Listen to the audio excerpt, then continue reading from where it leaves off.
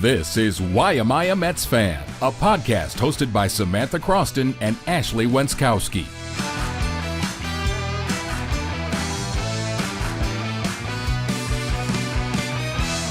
What's up, everyone? Welcome into another edition of the Why Am I a Mets Fan podcast. That's Ashley Wenskoski. I'm Samantha Croston, and we are two sports reporters based in Syracuse. We are joining you at do or die o'clock. There are 6 games remaining in the regular season. The Mets are no longer in control of their own destiny, and the wheels are falling off the goddamn bus. How are you doing, Ashley? I began my notes, thoughts, and articulations for today's episode with a simple phrase, and it says, I hate this team. I hate this team. I hate this team. I don't even want to say that I'm ready for it to be done because that would be false. But wow, 1 week left of the regular season, and the New York Mets no longer control their own playoff destiny. With 6 games to go, if the playoffs began today, Monday, September 22nd, the Mets would not make the playoffs because they are tied for the 3rd wildcard spot with the Reds, and the Cincinnati Reds hold the tiebreaker. If the playoffs start today, the Mets aren't there. Anyways, feeling good. I understand. Be sure to like, comment, and subscribe. Really helps when you do that. Really does. 2 out of 3. That's the situation. The Mets lost 2 out of 3 to the Nationals this weekend, and I think we may as well just stop and take a beat right there. There have been a lot of disheartening losses. I saw a nice clip from one of those Mets Twitter accounts. I want to say it was maybe Jolly Olive, where it was like 4 minutes and 30 seconds of essentially end of games that Mets had lost. But it was all like close games, or either like they were showing a clip of like when the Mets were winning a game. But anyway, it was like all games that Mets had lost, a lot of them to the Nationals. This weekend, no different. Mets lose 2 out of 3 to the Nationals, and it was really just completely and totally and utterly disheartening. And inexcusable and unacceptable and whatever adjective you want to throw in there. Yeah, they've now lost 4 of their last 5 to the Nationals. They just can't beat the Nationals. The Nationals suck. Mets just can't beat them. I don't get it. They've also lost 11 of 15 overall. And the icing on the real cake was Sunday. We can get into Sunday's game in a minute here. But Sunday's game, they scored 2 runs against a pair of pitchers with ERAs in the high 5s. 2 guys that are among the worst starting pitchers in the league. Lifeless. As Anthony DiComo put it, this is simply not how a playoff team performs in huge games, full stop. Let me take this opportunity to remind you. We do some reminders on this podcast. We do some flashbacks, for instance. The Mets were 21 games over 500 in June. They are now 4 games over 500. As we've said time and time again, the Mets obviously had baseball's best record on June 12th. They were 45-24. Since then, they have played 17 games under 500. For the bulk of the season, for the last 3 months, this is not a playoff team. If the season started today, it's not a playoff team. I'm sticking by my prediction. It's not a playoff team. You know, the funny thing is, there's really only 2 ways that this ends. Either the Mets don't make the playoffs, or they make the playoffs and then they beat the Dodgers. And that's pretty much the only 2 outcomes, in my opinion. I do agree. And don't get me wrong. I do want to play the Dodgers in the wild card series. I'd be very interested in that. All of our Dodgers fans, we're coming for you. Up. Here we come. We're coming for you, baby. Except maybe not, because the Mets can't win a game.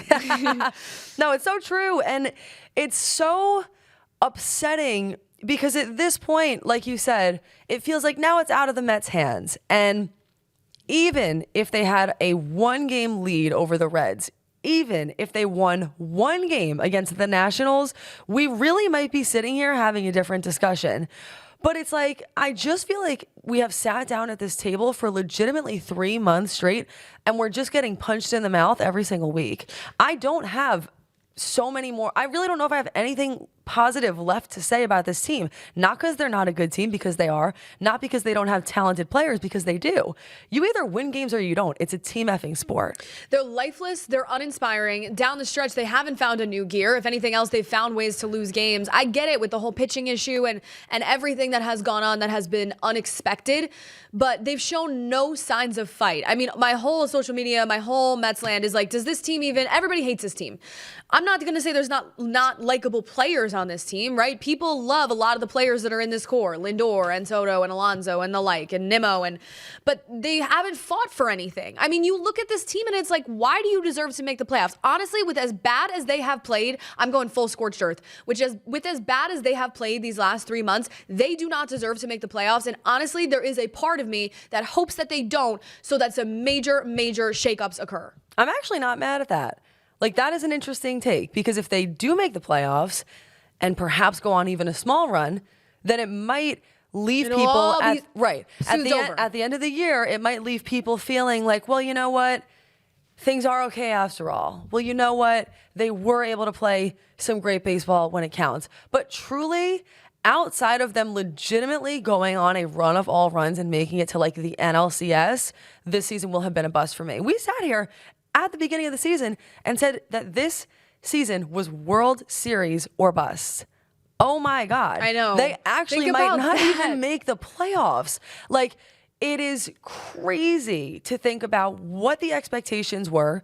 Crazy to think about the fact that the Mets were overperforming and were blowing past those expectations, and has been really one of the craziest declines that I have seen across any professional sports organization in my entire life. And it's been so painful because it's been so slow, right? The Mets famous for their collapses in September in 2007, 2000. Okay, this has been 3 months of just, it's like the Band-Aid, like you're just ripping it off, and it hurts so badly because you're not watching them fight, right? Like it's so bad. I cannot believe we sat at this table and said World Series or bust. Can somebody roll back the clip for me? Because you just put idiot all over our faces. No, I know. That is actually such a gorgeous analogy too. Just rip off the damn Band-Aid. Tell me that they were going to be a near 500 team at the beginning of the year. Oh and you would have saved me so much time and energy and effort. Sitting down at this table, being excited, and for what? Like, honestly, I agree with you. It's like, even let's just say that they do make it to the playoffs. Let's even say that they do beat the Dodgers. That to me is not erasing 3 months of horrific play. At some point, you have to kind of look at the volume of games that have been played and how poorly they have played for how long. I mean, Juan Soto had like one of the most unbelievable seasons ever. He really was as advertised. It was not enough. That needs to be considered in decisions that are made next year. I agree. I think their play these last 3 months has been unacceptable. It's been uninspiring. Like I said, it's been just atrocious. When you take a look at this Mets team, and I actually did say this a couple of months ago because I felt this, even in July, even in August, what does this Mets team do well? What would you identify if you sat down and looked at this Mets team and say, oh, they're good at that? Because that answer is not solidified. Nobody knows it. I think the identity isn't there. Like, there's nothing that, okay, sometimes the lineup can go on a tear, right? Score 9-10 runs a night, maybe. Then other times it disappears and scores 2 runs against 2 of the worst pitchers in the league. Well, you can't count on it. It's not reliable. I have no trust in any area of this team. I don't trust the lineup. I don't trust the starting pitching, and I don't trust the bullpen. So what do I trust? I'm breaking up with the Mets. I'm done. If we don't have trust, we have nothing. We have nothing. No, I agree. And I think that, to answer your question, my thought is, what do they do well? Everything. But they do nothing well consistently. That's the problem. Yeah, true. They really, at some point in this season, you could have looked at almost every stat, every part of baseball, and said they've done that well, or they have the potential to do that well. At a time, yeah. Or they have the capability to do that well. But am I going to continue to date a team based off potential? No. Anyway, let's talk about Sunday for a second, because I think that part's important. The Mets, as we mentioned, lose 3-2 to the Nationals. That's on Sunday. Ashley talked about the pitching. That was a problem, but it wasn't the only problem. It's overall a sloppy game. Manaya's giving up runs. Cedric Mullins, you know how I said that I don't have anything else to say? Cedric. It turns out that I do. I'm feeling really, really inspired after seeing Cedric Mullins. What happened to Tyrone Taylor? What did he do? Die? Where's that Tyrone? Was so bad. Who did he piss off? Who did he upset? Who did he punch? Right. What had to happen that was so awful that he was banished, never to be seen again? No, is he even still in the dugout? Siberia. Is he in Syracuse? Where did he go? Who knows? Cedric Mullins isn't good enough. Cedric Mullins has blackmail on somebody. No, actually, maybe that's what it is. Like, I'm honestly starting to come up with conspiracy theories. That's how weird it is. Tyrone Taylor wasn't a great hitter, but neither is Cedric Mullins, and Tyrone Taylor is a better fielder. So what's going on? Cedric Mullins in center field. I am like, first of all, Tyrone Taylor obviously held his own. Cedric Mullins in center field is like the stuff nightmares are made of. Every time a ball gets hit out there, I'm like, I mean, the ball hits off the wall And like, you just want to freeze frame where this guy is standing. I'm not saying that I could necessarily go out there and do a better job, but you see the ball and you know it's about to roll. Like, I feel like the ball is looking back at Cedric Mullins if it had a face and being like, ha ha ha, sucks to be you, sucker. And it's like running away. And Cedric has to like chase after it. There should be some like cartoon music over it. Cedric's like, you know what I mean? Like, it's like, where is the ball going? Like, guys are scoring inside the park home runs. Inside Play the Benny Hill music. Home runs. It's like this Sarah McLachlan special. Play the music. I know. I feel like, okay, I don't believe what I'm saying. I was a center fielder. I just need to put that out there. And I maybe could do better and than a hot Cedric dog Mullins. mascot. And a hot dog mascot. No, I wasn't. I didn't partake in that.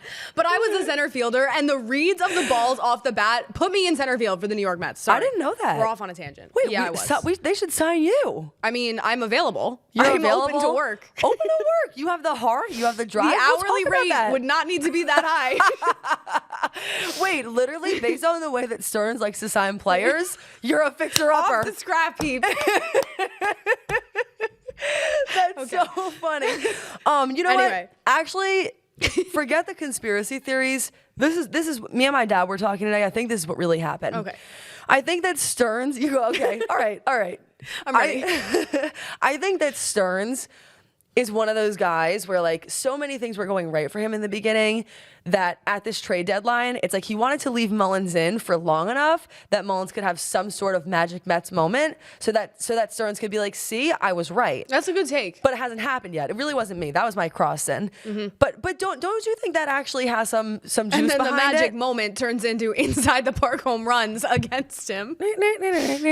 Anyway, it just I can't do it anymore. Very bad. Bring back Tyrone Taylor. Just try it. Did Tyrone die? Like, legitimately, I need an investigation into Tyrone. Has We want you, Tyrone. Has anyone seen him? We're Where thinking about you. Tyrone Taylor? I don't know. I don't know what happened. Anyway. All right. We'll talk about some quotes from players after the game because we are on a little bit of a tight schedule today. The quotes are as follows. We put ourselves in this position, so we've got to find a way to get out of it, Lindor said. And that comes down to winning. Love that. Makes complete sense. I stand behind that. You've got to win, Alonso echoed. It's simple. Winning solves everything at this point. We've just got to do it. Sounds like something Nike would say, but doing it feels like a different thing. All these games mean everything, Manaea said. It's do or die at this point, so we've got to figure it out. 6 games to do it, boys. 6 games. 6 games to figure it out. What can we say? And that might still not be enough. They could win all 6 games because they do not control it anymore. They could go 6-0 and still not make the playoffs. Yes. Anyways, and I just have to highlight it again. I mean, 2 runs. Sean Manaea, listen, Sean Manaea did not look great, but I'm not blaming this one fully on Sean Manaea. He gives you somewhat, didn't go the full 6, but somewhat of a quality start. 3 runs gives you a chance to win the game. The Nationals throw out Jake Irvin and Mitchell Parker, good old friends Jake and Mitch, who entered the afternoon with the 2 worst ERAs of MLB's 53 qualified pitchers. They scored 2 against Irvin, then they did nothing against Parker, who retired 11 of the 13 batters that he faced. So you just want to break that down for a minute. What's wrong with the Mets? Well, the Mets scored 2 runs against the 2 statistically worst pitchers in baseball. That ain't going to do it. And then you want to talk about Cedric Mullins, the Nationals outfielder. Jacob Young is out there making gold glove catches. He took the one away in the 9th that could have tied the game. That was bad luck to the point where you're starting to think, like, is the government involved? Like, what is really going on here? It is the Nationals, so really who's to say? I know. Oh, nice. No, I think, listen, the other thing I wanted to point out, kind of as you were talking, got me thinking about this. So the Mets are playing against the Cubs and the Marlins, right, to end the year. Then the Reds are playing against the Pirates and the Brewers. The Brewers come last. I have something I would like to announce at this time. Like, what happens if the Brewers are, like, sitting their starters because it doesn't really matter to them? Right. Because the Brewers are in. They're in as in gets. They're not going to not be in. The Brewers were in a month ago. The Brewers don't need to play great baseball at the end of the year. And then you have the Mets going against the Marlins to end the year. And I saw something before. I will have to get off and confirm this, but I do believe it to be true, that the Mets are waiting and bumping Sandy back a day so that he can play for the Marlins at home. Sandy Alcantara. Yeah. Is it Alcantara? Yeah, no, it's Alcantara. I can never say it. Yes, I saw that. He's listed as a probable for the first game of that Marlins series. That's not... So that's what the Mets will be going up against. And the Reds will be going up against a AAA pitcher. I know. More than likely. I know. Do the Brewers really need to rest everybody if they get that first like wild card series? You know what I mean? If they get that off, but also why not? If you're the Reds, you've been in for weeks. I mean, Pat Murphy's sitting over there. He's got the NL Manager of the Year locked up already in his closet. Right. Well, the funny thing about it is, I think this is again kind of like what I find so fascinating about being a Mets fan. Like those last 3 games really kind of matter as much to the Brewers as they do to the Marlins, right? In a different way. Yeah. And yet the Marlins have like this great pitcher out there. I know. And the Brewers don't. Also, okay, so let's just get into won't. this. So 3 at the Cubs, 3 at the Marlins. Well, they're off tonight. Thank God. Our long national nightmare does not air tonight. David Peterson is the only current probable listed for the Mets to pitch tomorrow night, Tuesday. He's starting against Cade Horton, who has a 2.66 ERA this season. Let me take you on a little journey. The pitchers that the Mets are facing on the Cubs through I'd this love to go on a journey with you. Let's go on a little trip. Now, the Cubs also, of course, have that first NL wildcard locked up. They're, I guess, not technically playing for much. They've been in that spot for the bulk of the year. The Mets will then face Matthew Boyd and Shota I don't know how to say his That's name. okay. I'm so sorry. It's all right. I don't want to botch it. But the 2 pitchers that they're facing on the Cubs have a 3.20 ERA, 3.37 ERA. So all of these guys have sub 3.50 ERAs. Cade Horton, 2.66 ERA this season. He's had a great year in Chicago. And the Mets are out here being like, we got David Peterson and not a whole lot else. I'm sure they're going to figure out who's going to pitch each one of those games, but David Peterson, the only current one listed as probable. David Peterson, and we hope it rains. David Peterson, we hope it rains. Nolan McLean, and we hope it rains. Yeah. So that's what the week looks like. And also, as we mentioned, whoever wins that third wild card spot, if it's the Mets, if it's the Reds, if it's the Diamondbacks, who are a game behind both, we should continue to mention. We should. Is going to play the Dodgers. It's actually high time that we mention that more. We haven't mentioned the Diamondbacks enough, but we shan't forget them. Snake in the grass. Snake in the grass, weeds. for sure. And actually, I don't know the answer to this question. This feels like the time where either you know or I call in James Buckley. I phone a friend, and my friend is James Buckley, longtime listener, longtime supporter. If it is really a 3-way tie at the end of the year, like Reds, Mets, Diamondbacks, do you know who gets in? I think they go to, well, no, I know the secondary metric is they go to like your inter-division record. Okay. So maybe they would do it for that. Okay. I can't say for sure. Interesting. Yeah, I'd like to know that if anyone knows the answer to that. Thanks so much. Thanks so much for joining us. But it's going to get dicey. And at this point, there's nothing you can do, unfortunately. Here's the thing. I'm so out on this team. Like, I actually hate them so much that I don't even want to watch this week. Like, don't get me wrong. SNY will be playing on the TV. You will hear it. But, like, I'm, like, barely looking. It's like I'm kind of numb to it. I'm like, ooh, oh, what happened? Oh, wait, that's the best. You're like, I'm out. I'm out, but I'm stealing glances. What can I say? I'm out, but I'm hearing Gary Cohen playing from the sports office. Okay, I understand. Final thoughts that you have, and then we'll wrap it up, get out of here. Okay, my final thought is, I have a question to pose to the group. The group meaning me. The group is you, and then the rest of the group out there. Group Croston. In the abyss. Mm-hmm. If the $340 million New York Mets do not make the playoffs, if they miss them entirely, who is to blame? Wow. That's a great one. I think there's some deep answers to this. There's some, like, you could process it for a minute. But, like, who jumps off the page, you're like, it's their fault? The players. Yeah. For me, it's the players. I know that you could go down the line and talk about, Stearns at the trade deadline. Could he have done a few different things, made a couple different chess moves? Yes. I guess that's a possibility. You could say Mendoza. Maybe you'll say that, and I'm sure there's a good argument for it. But for me, it's the players. At what point do you have to look in the mirror and just win some games? I'm looking at that clip that I saw the other day of all of these opportunities that they let slip away. This year particularly, don't tell me that there aren't 5, 8, 10, 12 games that they realistically could have and probably should have won and didn't. It honestly feels like 15 to 20. It probably is 15 to 20. And the sad thing is they probably, of those 15 to 20, needed like 3, and it would have been enough. Yeah. 15 to 20 would have been better. You don't look at a roster that has that much talent, that is that many games above 500, best team in baseball, and then you go to the worst team in baseball, you have no one to blame but yourselves. That's just my opinion. No, I agree, because you look up and down, and we've said this all year long, right? The lineup especially. It's like these are, okay, David Stearns did not, like, go perfectly here. Like, things did not go perfectly for David Stearns in terms. I think you relied way too heavily on pitching that was either unproven or was coming off like the best year of their career in terms of Sean Manaea. We spoke about that openly in the offseason. And David Peterson, it's like you're taking risks here on these guys to like replicate a career year. That's risky.